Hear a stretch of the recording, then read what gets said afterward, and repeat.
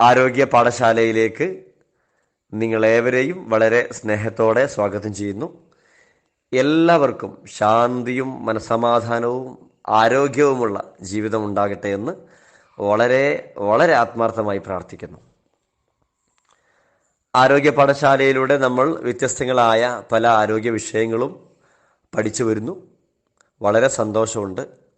ഒരുപാട് ആളുകൾ ക്ലാസ്സുകൾ കേട്ട് അവരവരുടെ ജീവിതത്തിൽ പ്രാവർത്തികമാക്കി നല്ല ആരോഗ്യ ജീവിതം നയിച്ചു വരുന്നു എന്നതറിഞ്ഞതിൽ വളരെ സന്തോഷമുണ്ട്. ധാരാളം ആളുകൾ വർഷങ്ങളായി കഴിച്ചുകൊണ്ടിരുന്ന മരുന്നുകൾ പൂർണ്ണമായി നിർത്തി അവർ സുഖകരമായ ആരോഗ്യകരമായ ജീവിതത്തിലേക്ക് തിരിച്ചു വന്നു എന്നതറിഞ്ഞതിൽ വളരെ സന്തോഷമുണ്ട്. യാതൊരുവിധ മരുന്നുകളില്ലാതെ ഏതൊരു രോഗത്തെയും ഭയപ്പെടാതെ ആത്മാർത്ഥമായി സുഖകരമായി ശാന്തമായിട്ട് ജീവിക്കാൻ ആരോഗ്യ പാഠശാലയിലൂടെ കഴിയുന്നുണ്ട് എന്നതിൽ വളരെ സന്തോഷം. ഇന്ന് നമുക്ക് പഠിക്കാനുള്ളത് സാധാരണ മനുഷ്യരൊക്കെ പൊതുവെ സാധാരണമായിട്ട് അനുഭവിക്കുന്ന അല്ലെങ്കിൽ നമ്മൾ അനുഭവിക്കുന്ന വേദനകളിൽ ഏറ്റവും സർവ്വസാധാരണമായ ഒന്നായിട്ട് മാറിയിരിക്കുന്ന നടുവേദന എന്ന് പറയും, അല്ലെങ്കിൽ ഊരവേദന എന്ന് പറയും, ലോവർ ബാക്ക് പെയിൻ, താഴ്പുറം വേദന. പല ആളുകളും പല പേരിലാണ്. ഊരവേദന എന്നാണ് ഞാൻ പൊതുവെ കേട്ടിട്ടുള്ളത്. ഊരവേദന പറയുന്ന നാടുകളുണ്ട്, പല നാട്ടിലും പല ഭാഷയായിരിക്കുമല്ലോ. അതേപോലെ നടുവേദന എന്ന് പറയുന്നവരുണ്ട്, മുതുക് വേദന എന്ന് പറയുന്നവരുണ്ട്. പല നാട്ടിലും പല ഭാഷയായിരിക്കും. അപ്പോൾ ഏതായാലും നമ്മുടെ പുറത്തിൻ്റെ താഴ്ഭാഗത്ത് വരുന്ന താഴ്പുറം വേദന, ലോവർ ബാക്ക് പെയിൻ എന്നാണ് പറയുന്നത്. ജീവിതത്തിൽ ഒരിക്കലെങ്കിലും ഈ ഊരവേദന അല്ലെങ്കിൽ നടുവേദന, ലോവർ ബാക്ക് പെയിൻ അനുഭവിക്കാത്തവരായിട്ട് ആരും ഉണ്ടാവില്ല എന്നാണ് ഞാൻ മനസ്സിലാക്കുന്നത്. പ്രത്യേകിച്ച് 25 വയസ്സിന് മുകളിലുള്ള ആളുകളിൽ സർവ്വസാധാരണമായി കാണുന്ന ഒന്നാണ് ഇപ്പം ഈ നടുവേദന അല്ലെങ്കിൽ ഊരവേദന എന്നുള്ളത്. ചില ചെറിയ കുട്ടികളിൽ പോലും ഈ ഊരവേദന പറയുന്നതായിട്ട് കേൾക്കുന്നുണ്ട്.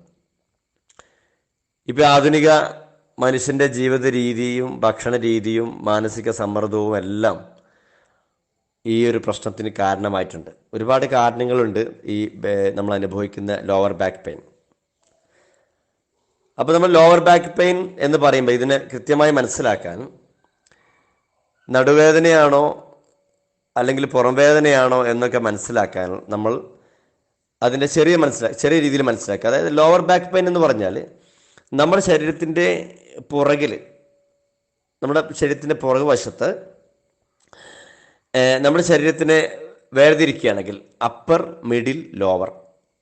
അപ്പർ പാർട്ട് എന്ന് പറഞ്ഞാൽ നമ്മുടെ കൈപ്പലകയുടെ പുറകു ഭാഗം, സ്കാപ്പുല എന്ന് പറയും. കൈപ്പുറം, കൈയിൻ്റെ തുടക്കം, സ്റ്റാർട്ടിങ്, അതായത് സ്കാപ്പുല. ആ സ്കാപ്പുലയുടെ ഭാഗം, അതായത് മുകൾ ഭാഗത്തിന് അപ്പർ പാർട്ട് എന്നും, നടുവിലുള്ള ഭാഗത്തെ മിഡിൽ പാർട്ട് എന്നും, താഴെയുള്ള ഭാഗത്തെ ലോവർ പാർട്ട് എന്നും വേർതിരിക്കാൻ പറ്റും. അപ്പോൾ അങ്ങനെ നോക്കുമ്പോൾ നമ്മൾ ലോവർ ബാക്ക് പെയിൻ എന്ന് പറയുന്നത്, അതായത് നമ്മുടെ തലമുടി അവസാനിക്കുന്ന ഭാഗം മുതൽ നട്ടലിൻ്റെ അറ്റം വരെയുള്ള ഭാഗമാണ് മൊത്തത്തിൽ നമ്മൾ ബാക്ക് ആയിട്ട് പറയുന്നത്. എന്നാൽ അതിൽ തന്നെ upper back pain, middle back pain, lower back pain, Melpuram വേദന, നടുവേദന, തായ്പുറം വേദന. അപ്പോൾ നടുവേദന എന്നുള്ളത് ശരിക്കും പറയുകയാണെങ്കിൽ നമ്മുടെ നടുഭാഗത്താണ്. എന്നാൽ വേദന അനുഭവിക്കുന്നത് പലപ്പോഴും നമ്മൾ താഴ്ഭാഗത്താണ്. അതിന് യഥാർത്ഥത്തിൽ താഴ്പുറം വേദന അല്ലെങ്കിൽ ലോവർ ബാക്ക് പെയിൻ എന്നാണ് പറയുന്നത്. നമ്മൾ പുറം വേദന എന്ന് പറയുന്നത് 90% നട്ടലും അതുമായി ബന്ധപ്പെട്ട ലിഗമെൻറ്റും മസിലുകൾക്കും വരുന്ന പ്രശ്നമാണ്. എന്നാൽ വെറും നട്ടല് അല്ലെങ്കിൽ സ്പൈനൽ കോഡുമായി ബന്ധപ്പെട്ടത് മാത്രമല്ല പുറം വേദന. നമ്മളിപ്പോൾ പറയുന്ന ഈ ലോവർ ബാക്ക് പെയിൻ എന്നുള്ളത്, താഴ്പുറം വേദന എന്നുള്ളത് യഥാർത്ഥത്തിൽ ഈ പറഞ്ഞതുപോലെ നട്ടലുമായി ബന്ധപ്പെട്ടതും അതുമായി ബന്ധപ്പെട്ട ലിഗമെൻറ്റും മസിലും ചേർന്നുള്ളതാണ്. നമുക്ക് ചെറിയ രീതിയിൽ നട്ടലിനെ മനസ്സിലാക്കണമെങ്കിൽ നമ്മൾ നട്ടലിൽ മൊത്തത്തിൽ 33 ബോണാണുള്ളത്. അത് മുകളിൽ നമ്മളെ കഴുത്തിൻ്റെ ഭാഗത്ത്, അതായത് തലമുടി അവസാനിക്കുന്ന ആ ഭാഗം മുതൽ നിങ്ങൾ നോക്കുകയാണെങ്കിൽ തലമുടി അവസാനിപ്പിക്കുന്ന ആ ഭാഗം നിങ്ങൾ കൈകൊണ്ട് തൊട്ട് നോക്കുകയാണെങ്കിൽ നേരെ പുറകിൽ നമ്മൾ കഴുത്ത് കുനിക്കുമ്പം പൊന്തി നിൽക്കുന്ന എല്ലുണ്ട്. ആ അത്രയും ഭാഗം സർവിക്കൽ ബോൺ. Cervical born 7 എണ്ണമാണുള്ളത്. അതിന് നേരെ താഴെ വരുന്നത് 12 ബോണ്, തൊറാസിക് ബോൺ എന്ന് പറയും. അതിൻ്റെ നേരെ താഴെ വരുന്നത് ലംബാർ ബോൺ, 5 ബോണ്. അതിൻ്റെ താഴെ വരുന്നത് സാക്രൽ ബോണ്, അതും 5 ബോണ്. പിന്നെ ലാസ്റ്റ് പാർട്ട് നമ്മുടെ ടെയിൽ പാർട്ട് അല്ലെങ്കിൽ കോക്കിക്സ് എന്ന് പറയും. ആ നട്ടലിൻ്റെ എൻഡ് പാർട്ട്, ഒരു വാല് പോലെയുള്ള ഭാഗമുണ്ട്, അവിടെ ഏതാണ്ട് 4 ബോണുണ്ട്. അങ്ങനെ മൊത്തം 33 വെർട്ടിബ്ര എന്ന് പറയും. വെർട്ടിബ്രയാണ് അല്ലെങ്കിൽ ബോണാണ് നമുക്ക് സ്പൈനൽ കോഡിലുള്ളത്. അപ്പോൾ ഇങ്ങനെ ഓരോ വെർട്ടിബ്രയുടെ ഇടയിലും ഫ്ലൂയിഡ് പോലത്തെ അല്ലെങ്കിൽ നെയ്യ് പോലത്തെ ഒരു ഭാഗമുണ്ട്, അതാണ് ഡിസ്ക് എന്ന് പറയുന്നത്. അപ്പോൾ ഓരോ ബോണിൻ്റെ ഇടയിലും ഡിസ്കുകളുണ്ട്. ഈ ഡിസ്കുകൾക്ക് വരുന്ന പ്രശ്നം ആണ് പൊതുവേ നമ്മൾ ഈ ബാക്ക് പെയിൻ വന്നു കഴിഞ്ഞാൽ MRI ഒക്കെ എടുത്തു കഴിഞ്ഞാൽ കൃത്യമായി കാണാൻ പറ്റും. എക്സ്റേയിലും അതുപോലെ MRIയിൽ വ്യക്തമായിട്ട് കാണാൻ കഴിയും ഡിസ്കിൻ്റെ പ്രശ്നം. അപ്പോൾ പൊതുവേ ഇവിടെ വരുന്ന പ്രശ്നം, ഈ നട്ടിലിന് വരുന്ന പ്രശ്നങ്ങൾ രോഗമായിട്ട് പറയുമ്പോൾ പിന്നെ നട്ടിലിന് വരുന്ന തെറ്റിപ്പോവൽ, ഡിസ്ക് സ്ലിപ്പാവുക, അത് ഹെർണിയേറ്റഡ് ഡിസ്ക് തള്ളിപ്പോവുക, അല്ലെങ്കിൽ ഡിസ്ക് പ്രൊലാപ്സ് ആവുക എന്ന് പറയും, അല്ലെങ്കിൽ ഡിസ്ക് സ്ലിപ്പാവുക എന്ന് പറയും. അപ്പോൾ ഡിസ്ക് നട്ടിലിൻ്റെ ആ സ്പൈനൽ കോഡിൻ്റെ ഇടയിൽ നിന്ന് തെറ്റിപ്പോയി എന്നൊരവസ്ഥ, അല്ലെങ്കിൽ ഡിസ്ക് തെറ്റിപ്പോയി ഉള്ളിലൂടെ പോകുന്ന നമ്മുടെ തലച്ചോറിൽ നിന്ന് വരുന്ന നരമ്പുകളുണ്ട്, തലച്ചോറിൽ വരുന്ന നെർവ്സ് ഉണ്ട്, അതേപോലെ അല്ലാത്ത രീതിയിലുള്ള നെർവ്സുകളോ വെയിനുകളൊക്കെ ഉണ്ട്. അപ്പം ഇവിടെ വരുന്ന പ്രശ്നങ്ങൾ, അതുപോലെ മസിലിന് വരുന്ന ഉളുക്കുകൾ, സ്ട്രെയിനുകൾ, അതുപോലെ ഈ നട്ടിലിന് വരുന്ന ഡീജനറേഷൻ, നട്ടിലിന് വരുന്ന തേയ്മാനം, അതുപോലെ പ്രായമാകുന്ന ആളുകളിൽ, പ്രായം കൂടി വരുമ്പോൾ പൊതുവേ ഏജ് റിലേറ്റഡ് ആയിട്ടുള്ള സ്പൈനൽ സ്റ്റെനോസിസ് എന്ന് പറയും. സ്പൈനൽ കോഡിന് വരുന്ന പ്രശ്നം, പൊട്ടൽ വരിക, അതുപോലെ എല്ല് പൊടിഞ്ഞു പോകുന്നു, ഓസ്റ്റിയോപോറോസിസ് പോലത്തെ അവസ്ഥ, അതേപോലെ ഡീജനറേറ്റീവ് ഡിസ്ക് നേരത്തെ പറഞ്ഞ പോലെ, ഇങ്ങനെ പല രീതിയിൽ സാധാരണ പിന്നെ പറയാറുണ്ട്. അതേപോലെ കാലിലേക്ക് വേദന ഇറങ്ങുന്ന അവസ്ഥ, കാലിലേക്ക് നട്ടലിൽ നിന്ന് കാലിലൂടെ വേദന ഇറങ്ങുന്ന സയാറ്റിക്ക പോലത്തെ, സയാറ്റിക് നെർവിൽ കംപ്രഷനായിട്ട് വരുന്ന വേദന. പൊതുവേ ഇതിന് ഡിസീസായി പറയുമ്പോൾ പൊതുവേ സ്പ്രൈൻ ആൻഡ് സ്ട്രൈൻസ് എന്ന് പറയുന്ന ഒരു അവസ്ഥ, ഡീജനറേറ്റീവ് ഡിസ്ക് ഡിസീസ് എന്ന് പറയും, ഹെർണിയേറ്റഡ് ഡിസ്ക് ഡിസീസ് എന്ന് പറയും, സയാറ്റിക്ക, അതുപോലെ സ്പോണ്ടിലോ ലിസ്റ്റസിസ്, സ്പൈനൽ സ്റ്റെനോസിസ്, ഇങ്ങനെ പല പേരിൽ മെഡിക്കൽ ടേമിലാണ് ഈ ഭാഗത്ത് വരുന്ന പ്രശ്നങ്ങൾ അറിയപ്പെടുന്നത്. പൊതുവേ ഞാൻ പറഞ്ഞ ഈ നട്ടിൽ മൊത്തം 33 ബോണിൽ ഏറ്റവും കൂടുതൽ നടുവേദന, ഈ പറഞ്ഞ ഉരവേദന അല്ലെങ്കിൽ ലോവർ ബാക്ക് പെയിൻ അനുഭവിക്കുന്നത് ലംബാർ ഏരിയയിലാണ്. മുകളിലുള്ള 7 ബോണും അതിന് നേരെ താഴെയുള്ള 12 തൊറാസിക് ബോണും കഴിഞ്ഞ് ലംബാർ ഏരിയ, ലംബാർ മൊത്തം 5 ബോണുണ്ട്. നിങ്ങൾ കൂടുതലും ഈ ബാക്ക് പെയിൻ്റെ വിഷയത്തിൽ MRI ഒക്കെ എടുത്തു കഴിഞ്ഞാൽ കാണാൻ പറ്റും. ലംബാർ ഏരിയ, ലംബാർ 2, 3 അല്ലെങ്കിൽ L4, L5, L5, S1 എന്ന് പറഞ്ഞാൽ സാക്രൽ 1. അപ്പോൾ ലംബാറിലും അതേപോലെ സാക്രൽ ബോണിൻ്റെ ഫസ്റ്റ് പാർട്ട്, ഈ ഭാഗത്താണ് സാധാരണ ഈ ലോവർ ബാക്ക് പെയിൻ്റെ പ്രശ്നങ്ങൾ വരുന്നത്. ഇനി നമുക്ക് ലോവർ ബാക്ക് പെയിൻ്റെ ലക്ഷണങ്ങൾ നോക്കാം.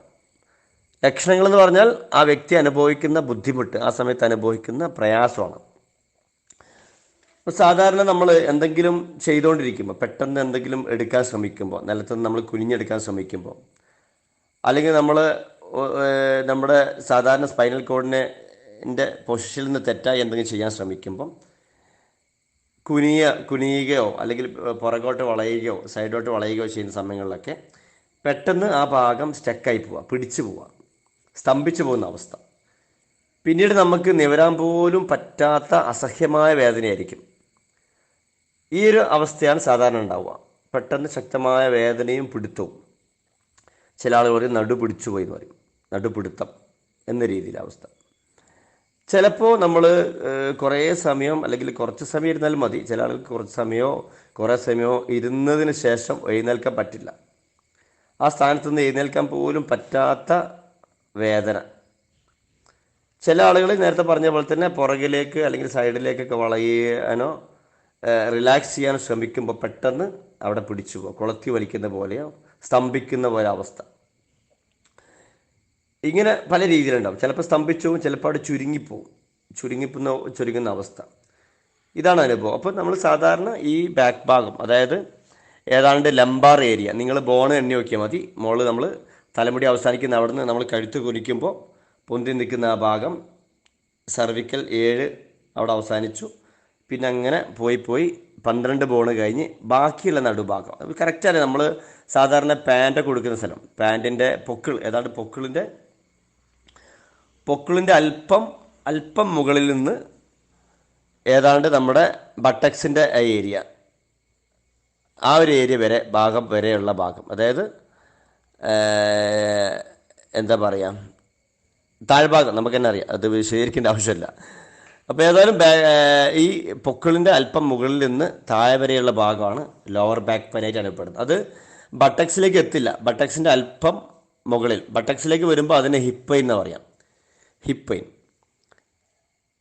അത് ശരിക്ക് ബാക്ക് പെയിൻ വരുന്നില്ല എങ്കിലും നമുക്ക് ഈ ബാക്ക് പെയിനുള്ള ആളുകൾക്ക് വേദന അല്പം കൂടെ താഴോട്ട് ഇറങ്ങി വരാറുണ്ട്. അത് താഴോട്ട് ഇറങ്ങി അത് കാലിലേക്ക് ഇറങ്ങി പോകാറുണ്ട്. ഇതേ വേദന തന്നെ താഴോട്ട് ബട്ടക്സിലേക്ക് ഇറങ്ങി നമ്മുടെ ഹിബാത്തേക്ക് ഇറങ്ങി അത് കാലിൻ്റെ പുറകിലൂടെ കാലിൻ്റെ കുതികാൽ താഴെ വരെ ഭാഗത്ത് വരെ സഞ്ചരിക്കാറുണ്ട്. ആ സഞ്ചരിക്കുന്ന ഒരു ഭാഗമാണ് സയാറ്റിക്ക. നമ്മൾ പിന്നീട് ഇതിൻ്റെ അസുഖങ്ങളെ പിന്നീട് എപ്പോഴെങ്കിലും വിശദീകരിക്കാം. ഒരുപാട് ഇതുമായി ബന്ധപ്പെട്ട സയാറ്റിക്ക പോലത്തെ ഒരുപാട് വലിയ ടോപ്പിക്കാണ്. തൽക്കാലം ഈ വേദന താഴോട്ട് സ്പ്രെഡായി വരുന്ന അവസ്ഥ, ചിലപ്പോൾ അവിടെ തന്നെ പെയിൻ നിൽക്കുന്ന ഒരവസ്ഥ ഉണ്ടാവും. അപ്പോൾ ഇത് പൊതുവെ ഈ അവസ്ഥയെ മെക്കാനിക്കൽ ബാക്ക് പെയിൻ എന്ന രീതിയിലുണ്ട്. മെക്കാനിക്കൽ ബാക്ക് പെയിൻ, അതുപോലെ non mechanical back pain, visceral back pain. സാധാരണ ഈ ബാക്ക് പെയിനെ നമുക്ക് 3ആയിട്ട് തരംതിരിക്കാം. അതിൽ ഒന്ന് മെക്കാനിക്കൽ ബാക്ക് പെയിൻ. ഈ മെക്കാനിക്കൽ ബാക്ക് പെയിനാണ് ഞാനീ പറഞ്ഞത്, നമ്മൾ പെട്ടെന്ന് കുനിയുമ്പോഴോ അല്ലാത്തപ്പോഴൊക്കെ സംഭവിക്കുന്നത് മെക്കാനിക്കൽ ബാക്ക് പെയിൻ. അതേപോലെ നമ്മൾ വീണിട്ട് അത് സംഭവിച്ചാൽ, വീണിട്ട് എന്തെങ്കിലും ഫ്രാക്ചറുകളൊക്കെ പറ്റിക്കഴിഞ്ഞാലൊക്കെ അതിന് ശേഷമുള്ള അവസ്ഥ, അതൊക്കെ മെക്കാനിക്കൽ ബാക്ക് പെയിൻ ഉൾപ്പെടുത്താം. നോൺ മെക്കാനിക്കൽ ബാക്ക് പെയിൻ എന്ന് പറയുന്നത് ഈ ആർത്രൈറ്റിസ്, വാദം പോലത്തെ വിഷയം, അതുപോലെ മറ്റ് ഡിസീസുകൾ, അതേപോലെ ഓസ്റ്റിയോ ആർത്രൈറ്റിസ്, ഈ വാദം, അതുപോലെ ക്യാൻസർ, അതുപോലെ സ്കോളിയോസിസ് പിന്നെ സംഭവിക്കുന്നതാണ്. അതേപോലെ അവയവത്തിൽ വരുന്ന പ്രശ്നം കൊണ്ട് സംഭവിക്കുന്ന ബാക്ക് പെയിനാണ് വിസറൽ ബാക്ക് പെയിൻ. അപ്പോൾ ഏത് പേരെന്തായാലും പ്രശ്നമല്ല, നമ്മൾ അനുഭവിക്കുന്ന ഈ വേദനകൾ ചെറിയ രീതിയിൽ മനസ്സിലാക്കാൻ വേണ്ടിയാണ് മനസ്സിലാക്കിയത്. Mechanical back pain, non mechanical back pain, visceral back pain, ഈ 3 രീതിയിൽ നമുക്ക് ബാക്ക് പെയിൻ മനസ്സിലാക്കാം. ലക്ഷണങ്ങൾ ഞാൻ പറഞ്ഞ പോലെ ഇതാണ്. ഒന്നുകിൽ നമുക്ക് വാദസംബന്ധമായ അസുഖമുള്ള ആളുകൾ ബാക്ക് പെയിൻ ഉണ്ടാകുന്നത്, അതുപോലെ സ്റ്റോൺ ഉണ്ടാകുന്ന അവസ്ഥയിൽ, മൂത്രസഞ്ചിയിലോ കിഡ്നിയിലോ ഒക്കെ സ്റ്റോൺ ഉണ്ടാവുക, അതേപോലെ ഇൻറ്റേർണലായിട്ട് വരുന്ന ട്യൂമറുകൾ, ഉള്ളിൽ വരുന്ന ട്യൂമറുകൾ, ഇൻഫെക്ഷന്, ഇങ്ങനെ പല രീതിയിൽ ഉണ്ടാവും. അപ്പോൾ ഇതുമായി ബന്ധപ്പെട്ട വേദന. ഇനി നമുക്ക് ഈ ലോവർ ബാക്ക് പെയിൻ്റെ കാരണങ്ങൾ എന്തുകൊണ്ടൊക്കെയാണ് ഈ താഴ്പ്പുറം വേദന ഉണ്ടാകുന്നത് എന്ന് നോക്കാം. പ്രധാനമായിട്ട് ഒന്ന് സ്ട്രക്ചറൽ പ്രോബ്ലമാണ്, ഘടനാപരമായ പ്രശ്നം. അതായത് നമുക്ക് ഒന്നുകിൽ ചെറുപ്പത്തിലേ ഉള്ള വിഷയം, അതായത് ആ ബോണിൻ്റെ ഏരിയ, ഈ പറഞ്ഞ ലംബാർ മുതൽ സാക്രൽ ബോൺ വരെ ഏരിയ, ചിലപ്പോൾ അതിൻ്റെ എൻഡ് വരെ, ലാസ്റ്റ് കോക്കിക്സ് പാർട്ട്, എൻഡ് പാർട്ട് വരെയുള്ള പ്രശ്നം, എവിടെയെങ്കിലും സ്ട്രക്ചറൽ പ്രശ്നം ഉണ്ടെങ്കിൽ. ഇനി അവിടെ ആവണമെന്നില്ല, മുകളിൽ നമ്മൾ ഈ നട്ടിൽ സ്പൈനൽ കോഡ് തുടങ്ങുന്ന ഏരിയ, സെർവിക്കൽ ഏരിയ മുതൽ താഴെ വരെ ഈ 33 ബോണിൽ എവിടെയെങ്കിലും സ്ട്രക്ചറൽ പ്രോബ്ലം ഉണ്ടെങ്കിൽ ഈ വ്യക്തിക്ക് സ്ഥിരമായിട്ട് ബാക്ക് പെയിൻ ഉണ്ടായിക്കൊണ്ടിരിക്കും. ഇതാണ് ഒന്നാമത്തെ കാര്യം. രണ്ടാമത്തെ കാരണം എന്നുള്ളത് അമിതമായ വണ്ണം ശരീരത്തിൻ്റെ മുകൾ ഭാഗം, അത് അപ്പർ ബോഡിയിൽ വരുന്ന വെയിറ്റ്. അപ്പർ ബോഡി എന്ന് പറഞ്ഞാൽ നമ്മുടെ അരക്കെട്ടിൻ്റെ മുകൾ ഭാഗത്തേക്ക്, ഈ പറഞ്ഞ ലോവർ ബാക്കിൻ്റെ മുകൾ ഭാഗത്തായാലും മതി, ഫാറ്റ് വന്ന് ഡെപ്പോസിറ്റ് ആയിട്ട് മുകൾ ഭാഗത്ത് ശരീരത്തിൻ്റെ മുകൾ ഭാഗം നല്ല വെയിറ്റ് ആയിരിക്കും, കാല് വളരെ വണ്ണം കുറവായിരിക്കും. ഇത്തരം ആളുകൾക്ക് വലിയ പ്രയാസം ഉണ്ടാക്കും. മുകൾ ഭാഗം, ശരീരത്തിൻ്റെ മുകൾ ഭാഗം വണ്ണമുള്ള ആളുകൾ, അതായത് അമിതവണ്ണമുള്ള ആളുകൾ ആണ്. അപ്പം അമിതവണ്ണത്തിൽ പ്രധാനമായിട്ട് ചില ആളുകൾക്ക് ശരീരം മൊത്തം ഒരേ വണ്ണമായിരിക്കും, അവർക്ക് അത്ര പ്രശ്നം ഉണ്ടാവണമെന്നില്ല. എന്നാൽ ഈ മുകൾ ഭാഗത്ത് മാത്രം വണ്ണം, ഫാറ്റ് വന്നടിയുന്ന ആളുകൾക്ക് അതാണ് രണ്ടാമത്തെ കാരണം. പിന്നെ വളരെ പ്രധാനപ്പെട്ട ഒരു കാരണമാണ് മാനസിക സമ്മർദ്ദം. ആരും കാണാത്തൊരു കാരണമാണ് മാനസിക സമ്മർദ്ദം. പ്രത്യേകിച്ച് വിഷാദം, ഉത്കണ്ഠ, ഈ രണ്ട് ഇമോഷൻ, ദുഃഖം, ഉത്കണ്ഠ, ആങ്സൈറ്റി, ഈ സാഡ്നസ്, ആങ്സൈറ്റി, ഈ രണ്ട് ഇമോഷനെ അമർത്തി വെക്കുന്ന ആളുകളിലാണ് പൊതുവേ ഈ ലോവർ ബാക്ക് പെയിൻ കൂടുതലായി കണ്ടുവരുന്നത്. അതേപോലെ അത് കാരണമായി ഉണ്ടാവുന്ന മലബന്ധം, മൂത്രബന്ധം, അതുപോലെ അമിതമായ ഉപ്പിൻ്റെ ഉപയോഗം, അമിതമായ പഞ്ചസാരയുടെ ഉപയോഗം, അമിതമായ എരിവിൻ്റെ ഉപയോഗം. യഥാർത്ഥത്തിൽ എരിവിൻ്റെ ഉപയോഗം കൊണ്ട് നേരിട്ട് ബാക്ക് പെയിൻ പ്രശ്നം ഉണ്ടാക്കുകയല്ല. ഈ പറഞ്ഞ പോലെ അമിതമായ എരിവും അമിതമായ ഉപ്പും അമിതമായ പഞ്ചസാരയും ഉപയോഗിക്കുമ്പം സ്വാഭാവികമായിട്ടും ഈ നമ്മുടെ ഈ ലോവർ പാർട്ട് ഏരിയയിലുള്ള പ്രധാനപ്പെട്ട അവയവങ്ങളായിട്ടുള്ള കിഡ്നി, അതുപോലെ മൂത്രസഞ്ചി, ഓവറി, അണ്ഡാശയം, ഗർഭാശയം, വൻകുടൽ, ചെറുകുടൽ, ഈ ഭാഗങ്ങളിൽ പ്രശ്നങ്ങൾ ഉണ്ടാക്കുന്നുണ്ട്. അപ്പോൾ ഈ ഭാഗത്ത് വരുന്ന പ്രശ്നങ്ങൾ, ചെറുകുടൽ, വൻകുടൽ, അതുപോലെ കിഡ്നി, മൂത്രസഞ്ചി, അണ്ഡാശയം, ഗർഭാശയം, ഈ ഭാഗത്ത് ഈ അവയവങ്ങൾക്ക് വരുന്ന പ്രശ്നങ്ങൾ, ഈ അവയവത്തിൻ്റെ ഇൻറ്റേർണലായിട്ടുള്ള എന്തെങ്കിലും പ്രശ്നം ഉണ്ടെങ്കിൽ ഇത് പൊതുവെ നടുവേദന ഉണ്ടാക്കാറുണ്ട്. അപ്പോൾ നടുവേദനയുടെ കാരണത്തിൽ വളരെ പ്രധാനപ്പെട്ട അവയവങ്ങളാണ് ഇത്. ഈ അവയവത്തിൽ വരുന്ന എന്തെങ്കിലും ട്യൂമറുകളോ മുഴകളോ കല്ലുകളോ സിസ്റ്റുകളോ നീർക്കെട്ടോ ഇതൊക്കെ പൊതുവെ നടുവേദന ഉണ്ടാക്കുന്നുണ്ട്. പ്രത്യേകിച്ച് മലബന്ധമുള്ള ആളുകളിൽ ഈ നടുവേദന കൂടും. അതാണ് സാധാരണ ഈ പ്രകൃതി ഹോസ്പിറ്റലിൽ, ആയുർവേദ ഹോസ്പിറ്റലിൽ പോയി കഴിഞ്ഞാൽ പെട്ടെന്ന് ആദ്യം തന്നെ അവർ വയറിളക്കുക ചെയ്യുക. വയറിളക്കുമ്പോൾ തന്നെ എന്ത് ചെയ്യും, മല നന്നായിട്ട് പോകുമ്പോൾ തന്നെ ക്ലിയർ ആയിട്ട് നടുവേദന പെട്ടെന്ന് കുറയും. അതുപോലെ മൂത്രം കെട്ടി നിന്നാൽ, അതിൽ മൂത്രസഞ്ചിയിലോ മറ്റോ അവിടെ എന്തെങ്കിലും സെൽസുകളോ അനാവശ്യമായിട്ടുള്ള എന്തെങ്കിലും വേസ്റ്റുകൾ ഫോമൊക്കെ ഉണ്ടെങ്കിൽ സ്വാഭാവികമായിട്ടും ഇതുണ്ടാവാറുണ്ട്. ഇപ്പോൾ അതേപോലെ മറ്റുള്ള ഈ പറഞ്ഞ അണ്ഡാശയത്തിലോ ഗർഭാശയത്തിലൊക്കെ എന്ത് കെട്ടിക്കിടന്നാലും അതും ഒരു കാരണമാണ്. അടുത്ത വളരെ പ്രധാനപ്പെട്ട കാരണമാണ് നമ്മുടെ തെറ്റായ ജീവിത രീതി എന്നുള്ളത്. നമ്മൾ എപ്പോഴും പറഞ്ഞുകൊണ്ടിരിക്കുന്ന 4G തെറ്റിക്കുന്നത്. അതുപോലെ തെറ്റായ ഭക്ഷണശീലം വേറൊരു കാരണമാണ്. അതേപോലെ നമ്മൾ തൊഴിലുമായി ബന്ധപ്പെട്ട് സ്ഥിരമായിട്ട് അമിതഭാരം എടുക്കുന്ന ആളുകൾ, അതുപോലെ ഭാരമുള്ള വസ്തുക്കൾ എടുക്കുമ്പോൾ നമ്മുടെ തെറ്റായ പൊസിഷൻ, ഭാരമുള്ള വസ്തുക്കൾ എടുക്കുമ്പോൾ നമ്മൾ തെറ്റായ പൊസിഷനിലാണ് എടുക്കുന്നതെങ്കിൽ ഇതൊരു കാരണമാണ്. പ്രത്യേകിച്ച് ജിംനേഷ്യത്തിലൊക്കെ പോയിട്ട് വെയിറ്റ് എടുക്കുന്ന സമയത്ത് തെറ്റായ രീതിയിൽ എടുക്കുക.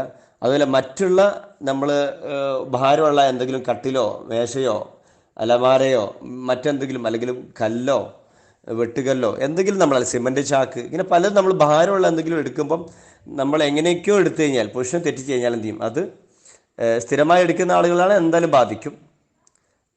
അങ്ങനെയാണ് അടുത്ത കാരണം. പിന്നെ മദ്യപാനം, പുകവലി, വ്യായാമമില്ലാത്ത ജീവിതം, അമിതമായ വ്യായാമം, ഇതൊക്കെ ഇതിൻ്റെ കാരണങ്ങളാണ്. അതേപോലെ നേരത്തെ ഞാൻ പറഞ്ഞില്ലേ, അതായത് നോൺ മെക്കാനിക്കൽ കാരണമായിട്ടുള്ള ഈ ആർത്രൈറ്റിസ്, ഓസ്റ്റിയോ ആർത്രൈറ്റിസ്, അതുപോലെ മറ്റുള്ള ക്യാൻസർ, ഇതുപോലെ വിഷയങ്ങൾ, അപ്പോൾ ഇതൊക്കെ ഉണ്ടാവാറുണ്ട്. അതുപോലെ ഫൈബ്രോമയാലജി എന്ന് പറയും, പൊതുവെ ഈ ബാക്കിൽ വരുന്ന വേദനകളൊക്കെ ഉണ്ടാവും. അപ്പോൾ ഇത് വേറെ കാരണം. അതേപോലെ വേറെ കാരണം എന്താണ്, വീഴ്ചകൾ, നമ്മൾ വീഴുക, മറ്റുള്ള അപകടങ്ങൾ സംഭവിക്കുക. ഈ അപകടങ്ങളിലും അതുപോലെ വീഴ്ചയിലും സംഭവിക്കുന്ന വിള്ളലുകൾ, പൊസിഷൻ തെറ്റൽ, ചതവ്, നീർക്കെട്ട്, ഇങ്ങനെ ഒരുപാട് വിഷയങ്ങളുണ്ട്. അവിടെ വരുന്ന ഫ്രാക്ചറുകളൊക്കെ നടുവേദനയായിട്ടുണ്ടാവും. അതുപോലെ വേറൊരു കാരണമാണ് ഗർഭിണികളിൽ ഉണ്ടാകുന്ന ഉരവേദന. ഗർഭിണികൾക്ക് ഉരവേദന ഉണ്ടാവാറുണ്ട്. ഗർഭിണികൾക്ക് ഉണ്ടാകുന്ന കാരണം എന്താണ്, പ്രത്യേകിച്ച് ഗർഭിണികളിൽ ഗർഭധാരണ സമയത്ത് റിലാക്സിൻ എന്ന ഹോർമോൺ ഉൽപ്പാദിപ്പിക്കുന്നുണ്ട്. ഈ റിലാക്സിൻ ഹോർമോൺ എന്തിനാണെന്ന് വെച്ചാൽ, നമ്മൾ പെൽവിക് ഏരിയ, അതായത് നമ്മുടെ അടിവയറിൻ്റെ ഭാഗത്ത്, അടിവയർ ഈ പറഞ്ഞ ഏരിയ തന്നെ പെൽവിക് ഏരിയ, അടിവയർ, അതുപോലെ ഈ ഊരിൻ്റെ ഏരിയ, ഇതാണ് പെൽവിക് റീജിയൻ. അപ്പം ആ ഭാഗത്തുള്ള മസിലിനെയും ലിഗ്മെൻറ്റിനെയും റിലാക്സ് ചെയ്യാൻ വേണ്ടി റിലാക്സിൻ എന്ന ഹോർമോൺ ഗർഭധാരണ സമയത്ത് ഉൽപ്പാദിപ്പിക്കുന്നുണ്ട്. ഈ ഹോർമോണിൻ്റെ ഉൽപ്പാദനം പൊതുവേ ആ ഭാഗത്തുള്ള നട്ടലിനും മസിലിനും ചെറിയ രീതിയിൽ അതിന് ലിഗ്മെൻറ്റിനും ചെറിയ രീതിയിൽ അതിനെ ലൂസാക്കും. അവിടെ ഒരു ഇളമിക്കലുണ്ടാവും. അപ്പോൾ ആ സമയത്ത് അവർ അമിതമായിട്ടുള്ള ജോലികളോ മറ്റോ ചെയ്യുകയാണെങ്കിൽ നല്ല രീതിയിൽ ഇത് ബാധിക്കാൻ സാധ്യതയുണ്ട്. അപ്പോൾ അതേപോലെ പ്രസവത്തിന് ശേഷം ഉള്ള ബാക്ക് പെയിൻ്റെ കാരണം പ്രസവ സമയത്ത് ഗർഭധാരണ സമയത്ത് പ്രസവ സമയത്ത് കൊടുക്കുന്ന അനസ്തേഷ്യ, സിസേറിന് വേണ്ടി കൊടുക്കുന്ന അനസ്തേഷ്യ, അതേപോലെ ഈ റിലാക്സിൻ ഹോർമോണും പ്രൊജസ്റ്ററിൻ ഹോർമോണും ഇതിൻ്റെ വേരിയേഷൻ, നേരത്തെ പറഞ്ഞ റിലാക്സിൻ ഹോർമോൺ ഗർഭധാരണ സമയത്തും ഉണ്ടാകുന്ന, അത് പ്രസവ സമയത്ത് ഉൽപ്പാദിപ്പിക്കുന്ന ആ സമയത്ത് ഉണ്ടാകുന്ന പ്രൊജസ്റ്ററോൺ, ഈ രണ്ട് ഹോർമോണിൻ്റെ വേരിയേഷനും ഗർഭിണികൾക്ക് ഈ നടുവേദന ഉണ്ടാക്കുന്നുണ്ട്. ഇങ്ങനെ ഒരുപാട് കാരണങ്ങൾ ഈ നടുവേദന ഉണ്ടാക്കുന്നു. ഇങ്ങനെ ഒരുപാട് കാരണങ്ങളുണ്ടെങ്കിലും പ്രധാനമായിട്ട് നമ്മൾ ശ്രദ്ധിക്കേണ്ടത് നമ്മുടെ ഈ നട്ടിൽ ഈ പറയപ്പെട്ട 33 ബോണുകൾ അല്ലെങ്കിൽ വെർട്ടിബ്രാസ് എന്നുള്ളത്, ഇതിനെ കൃത്യമായിട്ട് സ്ട്രെങ്തൻ ചെയ്യുന്നത്, ഇതിനെ കൃത്യമായി അതേ ലെവലിൽ നിലനിർത്തുന്നത് നമ്മുടെ രണ്ട് ഭാഗത്ത് ആ നട്ടിലിന് ഇരുവശത്തുള്ള മസിലുകളാണ്. ആ ഇരുഭാഗത്തുള്ള മസിലുകളും ലിഗമെൻറ്റുകളുമാണ് ഇതിനെ നിലനിർത്തുന്നത് കൃത്യമായിട്ട്. അതിന് വരുന്ന സ്ട്രെയിൻ അല്ലെങ്കിൽ അതിൻ്റെ സ്ട്രെങ്ത് കുറയുന്നതാണ് ഈ നടുവേദനയുടെ പ്രധാന കാരണം, അതായത് ഈ ബാക്ക് പെയിൻ്റെ പ്രധാന കാരണമായിട്ട് വരുന്നത്. നമ്മളതിന് നടുവേദന പറയരുത്, നടുവേദന എന്നുള്ള നടുഭാഗത്ത് വരുന്നതാണ് നമ്മൾ ലോവർ താഴ്പ്പുറം വേദന അല്ലെങ്കിൽ ലോവർ ബാക്ക് പെയിൻ. നിങ്ങൾ മനസ്സിലാൻ വേണ്ടിയാണ് നടുവേദന എന്ന് പറയുന്നത്. ഏതായാലും ഈ താഴ്ഭാഗത്ത് വരുന്ന ഈ വേദന ഈ മസിലിന് വരുന്ന, അതായത് കൃത്യമായിട്ട് നമ്മൾ രണ്ട് സൈഡിൽ നട്ടിലിന് രണ്ട് സൈഡിലുള്ള ആ മസിലിൽ വരുന്ന ഫാറ്റ് ഡെപ്പോസിറ്റ് പ്രധാനമായിട്ടും ആ മസിലിൻ്റെ സ്ട്രെങ്ത്ത് കുറക്കും. അപ്പോൾ ആ മസിൽ എത്രത്തോളം, നട്ടിലിൻ്റെ ഇരുവശത്തുള്ള മസിലിനെ എത്രത്തോളം നിങ്ങൾ സ്ട്രോങ് ആക്കി വെക്കുന്നുണ്ടോ ആ നട്ടിൽ നിവർന്നിട്ടുണ്ടാവും. അതായത് നമ്മൾ ഇരിക്കുമ്പോൾ ഒക്കെ നന്നായി നിവർന്നിരിക്കുക, നിവർന്ന് നടക്കുക. അപ്പോൾ നമ്മൾ ഈ കുനിഞ്ഞിട്ടുള്ള നടത്തം, കുനിഞ്ഞിട്ടുള്ള ഇരുത്തം ഒക്കെ പൊതുവെ ഈ നട്ടലിന് സമ്മർദ്ദം ഉണ്ടാക്കുകയും സ്ട്രെയിൻ ഉണ്ടാക്കുകയും ആ നട്ടലിന് സ്ട്രെയിൻ ഉണ്ടാക്കുമ്പോൾ അത് നേരിട്ട് ബാധിക്കുന്നത് നമ്മുടെ തലച്ചോറിൽ നിന്ന് വരുന്ന നെർവ്സിന് ബാധിക്കും. അതുപോലെ നട്ടലിനുള്ളിലുള്ള മറ്റുള്ള നെർവ്സിനും വെയിൻസിനും ഒക്കെ നമ്മുടെ കുനിഞ്ഞിരുത്തൊക്കെ ബാധിക്കും. അപ്പം എപ്പോഴും നട്ടൽ നിവർന്നിരിക്കുമ്പോൾ തന്നെ പൊതുവെ സൈഡിലുള്ള മസിലുകൾ സ്ട്രോങ് ആയി നിൽക്കും. അതേപോലെ നേരത്തെ പറഞ്ഞ ഭക്ഷണ രീതിയിലൊക്കെ മാറ്റം വരുത്തുക, അവിടെ ഫാറ്റ് അടിഞ്ഞു കൂടാത്ത രീതിയിൽ ഒക്കെ ശ്രദ്ധിച്ചു കഴിഞ്ഞാൽ നമുക്കിതിനെ മാറ്റാൻ പറ്റും. സൊല്യൂഷനിൽ വരുമ്പോൾ കൃത്യമായിട്ട് പറയാം. ഇപ്പം കാരണം ഇതാണ് പ്രധാനമായിട്ടുള്ളത്. പിന്നെ ഇതിനെ ഡയഗ്നോസ് ചെയ്യുന്നത് പ്രധാനമായിട്ടും സാധാരണ രീതിയിൽ ഇംഗ്ലീഷ് മരുന്നിൽ സാധാരണ MRI അല്ലെങ്കിൽ എക്സ്റേ ഉപയോഗിച്ചാണ് ഇതിനെ ഡയഗ്നോസ് ചെയ്യുന്നത്. പിന്നെ അതിൻ്റെ മാനേജ്മെൻറ്റ് എന്നുള്ളത് ശരിക്ക് ഒരു മെഡിക്കേഷൻ മാനേജ്മെൻറ്റാണ്. മരുന്നുകൾ കൊടുത്തുകൊണ്ട് മാനേജ് ചെയ്യുന്നു. അതേപോലെ സർജിക്കൽ മാനേജ്മെൻറ്റ് ആണ്, അല്ലെങ്കിൽ ഫിസിയോതെറാപ്പി പോലത്തത് ചെയ്തിട്ട് ഇതിനെ മാനേജ് ചെയ്യുന്നുണ്ട്. ഇതാണ് സാധാരണ രീതിയിൽ ചെയ്യുന്നത്. ആയുർവേദത്തിൽ അതിൻ്റെതായ മാനേജ്മെൻറ്റ് ഉണ്ട്, തീർച്ചയായിട്ടും ഉണ്ട്. അതേപോലെ ഹോമിയോയിലും യുനാനിയിലും സിദ്ധയിലും ഒക്കെ വിവിധ തരം ചികിത്സാ രീതികളിൽ വ്യത്യസ്തമായിട്ടുള്ള മാനേജ്മെൻറ്റ് ഇതിലുണ്ടാവും, മെഡിക്കൽ മാനേജ്മെൻറ്റും ഉണ്ട്. എന്നാൽ അക്യുപഞ്ചറിൻ്റെ മാനേജ്മെൻറ്റ് എന്നുള്ളത് ഈ ഒരു വിഷയത്തിൽ മെഡിക്കൽ മാനേജ്മെൻറ്റ് നമ്മൾ മറ്റുള്ള പറഞ്ഞ പോലെ തന്നെ അക്യുപഞ്ചറിന് അതിൻ്റെതായ ഒരു ചികിത്സാ രീതി കൃത്യമായിട്ട് വരുന്നുണ്ട്. ഇതിൽ ഡയഗ്നോസിസ് മെത്തേഡ് വ്യത്യസ്തമാണ്, അതേപോലെ ട്രീറ്റ്മെൻറ്റ് രീതിയും വ്യത്യസ്തമാണ്. ഇപ്പോൾ സാധാരണ നമുക്കിതിന് സൊല്യൂഷനായിട്ട് പറയേണ്ടത് ഏറ്റവും പ്രധാനമായിട്ട് പെട്ടെന്ന് നടു ഉളുക്കി പോവുക അല്ലെങ്കിൽ പിടിച്ചു പോവുക, പെട്ടെന്ന് വേദന വരുമ്പോൾ സാധാരണ രീതിയിൽ ആ ഭാഗത്തുള്ള മസിലിനെ ഒന്ന് റിലാക്സ് ചെയ്യിക്കുക എന്നുള്ളതാണ്. മസിൽ സ്ട്രെയിൻ ചെയ്യുമ്പോഴാണ് പെയിൻ വരുന്നത്. അപ്പോൾ റിലാക്സ് ചെയ്യുന്ന രീതി, ഏത് അവസ്ഥയിൽ തുടരുമ്പോഴാണ് അവർക്ക് വേദന കുറയുന്നത് ആ ഒരു അവസ്ഥയെ തുടരുക എന്നുള്ള ഏറ്റവും പ്രധാനം. പൊതുവെ നമ്മൾ ഈ കമിഴ്ന്ന് സ്ഥിരമായിട്ട് കിടക്കുന്നത് ഒഴിവാക്കുന്നത് വളരെ നല്ലതാണ്. കാരണം പ്രത്യേകിച്ച് ഈ നട്ടലിന് ഇരുവശത്തുള്ള മസിലിന് വരുന്ന സ്ട്രെയിനാണ് ഈ പൊതുവെ നട്ടലിന് ബാധിക്കുകയും അതുവഴി ഇൻറ്റേർണലായിട്ട് ബാധിക്കുകയും ചെയ്യുന്നുണ്ട്. ചില വിഷയം ഇൻറ്റേർണലായി ബാധിച്ചുകൊണ്ട് നമുക്ക് പുറമേ പ്രശ്നങ്ങൾ ഉണ്ടാക്കാം. നമ്മൾ പൊതുവേ ശ്രദ്ധിക്കേണ്ടത് ഇൻറ്റേർണലായിട്ട് സംഭവിക്കുന്നത് നമ്മുടെ ലൈഫ് സ്റ്റൈലും ഭക്ഷണ രീതിയും ഒക്കെ ശ്രദ്ധിക്കുക എന്നുള്ള ഏറ്റവും പ്രധാനം. എന്നാൽ നമ്മൾ എക്സ്റ്റേണലായിട്ട് നമുക്ക് വരുന്ന വിഷയങ്ങൾ നമ്മൾ ചെയ്യാനുള്ളത്, ഒന്ന് കമന്ന് കിടത്തം പരമാവധി ഒഴിവാക്കുക. പിന്നെ അതേപോലെ മലന്ന് കിടക്കുന്നത് കുഴപ്പമില്ല എങ്കിലും മലന്ന് കിടക്കുമ്പോൾ കാലിനടിയിൽ തലയണ വെക്കുക. കാലിൻ്റെ മുട്ടിൻ്റെ ആ ഭാഗം മുതൽ ആ മസിലിൻ്റെ ഭാഗം, ആ ഭാഗത്ത് നിങ്ങൾ മലന്ന് കിടക്കുകയാണെങ്കിൽ തലയണ വെക്കുക.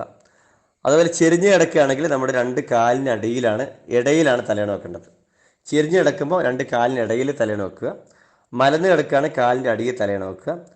കമന്ന് കിടക്കുന്ന ഒഴിവാക്കാൻ ശ്രമിക്കുക. ഇപ്പം സാധാരണ പെട്ടെന്ന് നടുവൊക്കെ ഉളുക്കിപ്പോയ ആളുകൾക്ക് നിങ്ങൾക്ക് വീട്ടിൽ ഈ രീതിയിൽ ഇതിനെ മാനേജ് ചെയ്യാൻ പറ്റും. എളുപ്പത്തിൽ നമ്മൾ സാധാരണ സിംഗിൾ നീഡിൽ അക്യുപഞ്ചറിൽ വളരെ സിമ്പിളായിട്ട് ഇതിനെ ട്രീറ്റ്മെൻറ്റ് ചെയ്യാൻ പറ്റും. ഒരുപാട് എക്യുപ്മെൻറ്റ്സോ മറ്റോ ഉപയോഗിക്കാതെ ശരീരത്തിലെ പ്രത്യേകിച്ച് ഈ വേദനയുള്ള ഭാഗങ്ങളിൽ തൊടുകയോ തടവുകയോ ഒന്നും ചെയ്യാതെ തന്നെ മാറ്റാൻ പറ്റുന്നൊരു മെത്തേഡാണ് സിംഗിൾ നീഡിൽ അക്യുപഞ്ചർ എന്നുള്ളത്. സിംഗിൾ നീഡിൽ അക്യുപഞ്ചർ കൃത്യമായിട്ട് നാഡി പരിശോധിച്ച് ഈ പ്രശ്നത്തിന് കാരണം, ഇപ്പോൾ ഈ പറഞ്ഞ ഒരുപാട് കാരണം പറഞ്ഞു. നേരത്തെ പറഞ്ഞ മെക്കാനിക്കൽ ബാക്ക് പെയിൻ ആണോ, ഈ നോൺ മെക്കാനിക്കൽ ബാക്ക് പെയിൻ ആണോ, വിസറൽ ഏത് ബാക്ക് പെയിൻ ആയാലും കൃത്യമായ നാഡി പരിശോധനയിലൂടെ അല്ലെങ്കിൽ രോഗി പറയുന്ന ലക്ഷണങ്ങൾ മനസ്സിലാക്കിക്കൊണ്ട് ഡയഗ്നോസ് ചെയ്ത് നമ്മൾ സിംഗിൾ നീഡിൽ അപ്ലൈ ചെയ്യുകയാണെങ്കിൽ വളരെ പെട്ടെന്ന് തന്നെ മാറും. ആ ഒരു രീതിയാണ് നമ്മൾ സിംഗിൾ നീഡിൽ ചെയ്യുന്നത്. അപ്പോൾ കൃത്യമായിട്ട് പ്രശ്നത്തിനെ പരിഹരിക്കാൻ ഏറ്റവും നല്ല മാർഗം സിംഗിൾ നീഡ് ടെക്നിക്കാണ്. കാരണം ഇത് ഉണ്ടാവാനുള്ള കാരണങ്ങൾ, അതുപോലെ അവിടെ വന്നിട്ടുള്ള മസിൽ, ഇപ്പം നേരത്തെ പറഞ്ഞ മസിൽ വീക്കായി കഴിഞ്ഞാൽ മസിലിനെ സ്ട്രെങ്തൻ ചെയ്യുന്നത് നമ്മുടെ ശരീരത്തിലുള്ള ഇൻറ്റേർണൽ ഓർഗൻസാണ്. അപ്പോൾ ഇൻറ്റേർണൽ ഓർഗൻസാണ് മസിലിനെയും നെർവ്സിനെയും മറ്റുള്ള ഏരിയയും കൃത്യമായിട്ട് മെയിൻറ്റെയിൻ ചെയ്യുന്നത്. അപ്പോൾ ആ ഇൻറ്റേർണൽ ആയിട്ടുള്ള എനർജി ഫ്ലോയെ ആക്റ്റീവ് ആക്കുകയാണ് അക്യുപഞ്ചറിൽ ചെയ്യുന്നത്.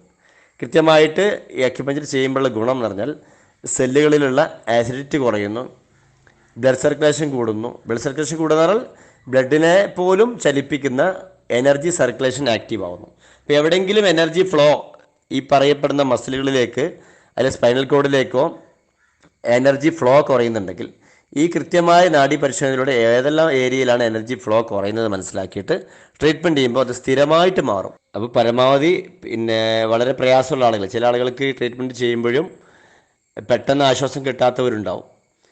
പൊതുവെ നമ്മൾ ചെയ്യേണ്ടത് നട്ടലിന് പ്രശ്നം വന്നു കഴിഞ്ഞാൽ പരമാവധി വിശ്രമം കൊടുക്കുക എന്നുള്ളതാണ്. അപ്പോൾ അതുപോലെ നേരത്തെ പറഞ്ഞ പോലെ നമ്മൾ വെയിറ്റുകൾ എടുക്കുമ്പോൾ നമ്മുടെ പൊസിഷൻ ശ്രദ്ധിക്കുക.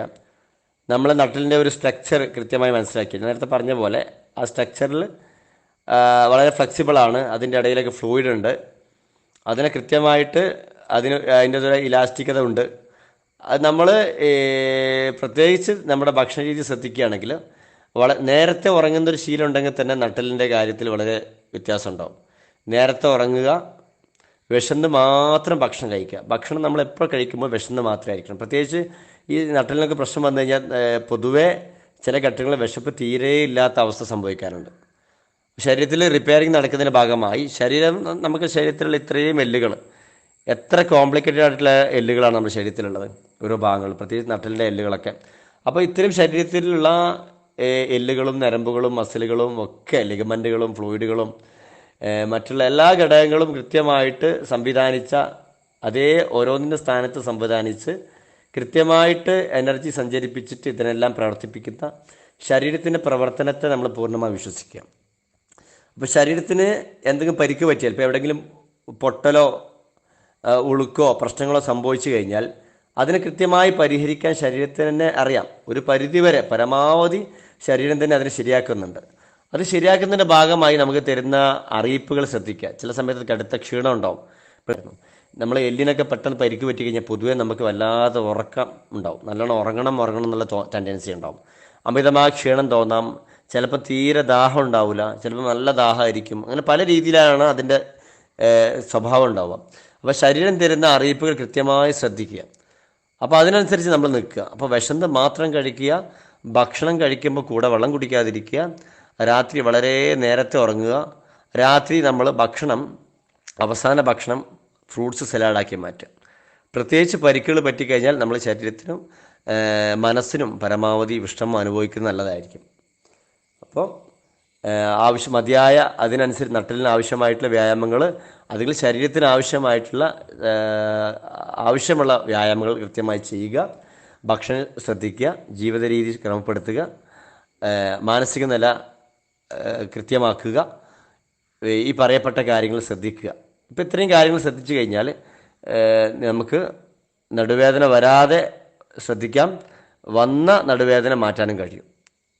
ഇപ്പോൾ കൃത്യമായിട്ട് ഇതിന് പൂർണ്ണമായൊരു മാറ്റത്തിന് നിങ്ങൾ നാട്ടിലുള്ള ഏതെങ്കിലും സിംഗിൾ നീഡിൽ അക്യുപഞ്ചർ ചികിത്സയിൽ സമീപിക്കുക. വളരെ പ്രയാസപ്പെടുന്ന ഘട്ടങ്ങൾ എന്താണ് ചെയ്യേണ്ടതെന്ന് അവർ കൃത്യമായ നിർദ്ദേശങ്ങൾ തരികയും ചെയ്യും. അപ്പോൾ ഏതായാലും ഞാൻ താൽക്കാലികമായി ഇവിടെ അവസാനിപ്പിക്കുകയാണ്. ടൈം ഒരുപാട് ലേറ്റ് ആയിട്ടുണ്ട്. ഇന്നത്തെ ലോവർ ബാക്ക് പെയിൻ ക്ലാസ് ഇവിടെ അവസാനിപ്പിക്കുകയാണ്. ഇതിൽ കുറച്ച് സ്പീഡ് കൂടിയത് കൊണ്ടോ എന്താ അറിയില്ല, എന്തെങ്കിലും വിട്ടുപോയിട്ടുണ്ടെങ്കിൽ നിങ്ങൾ അറിയിക്കുക, സംശയങ്ങൾ ചോദിക്കുക. നമ്മൾ സാധാരണ ക്ലാസ്സുകൾ ഓരോ ക്ലാസ്സിലും ചോദിക്കുന്നതാണ്. എന്തെങ്കിലും നിങ്ങൾക്ക് സംശയം ഉണ്ടെങ്കിൽ ചോദിക്കണം. അതുമാത്രമല്ല, ഈ ബാക്ക് പെയിനുമായി ബന്ധപ്പെട്ട അനുഭവങ്ങൾ, എന്തെങ്കിലും ആർക്കെങ്കിലും അനുഭവങ്ങൾ അത് ഷെയർ ചെയ്യാം. എല്ലാവർക്കും സുഖം ഉണ്ടാവട്ടെ, എല്ലാവരും നല്ല സന്തോഷത്തോടെ വേദനയില്ലാതെ ജീവിക്കട്ടെ.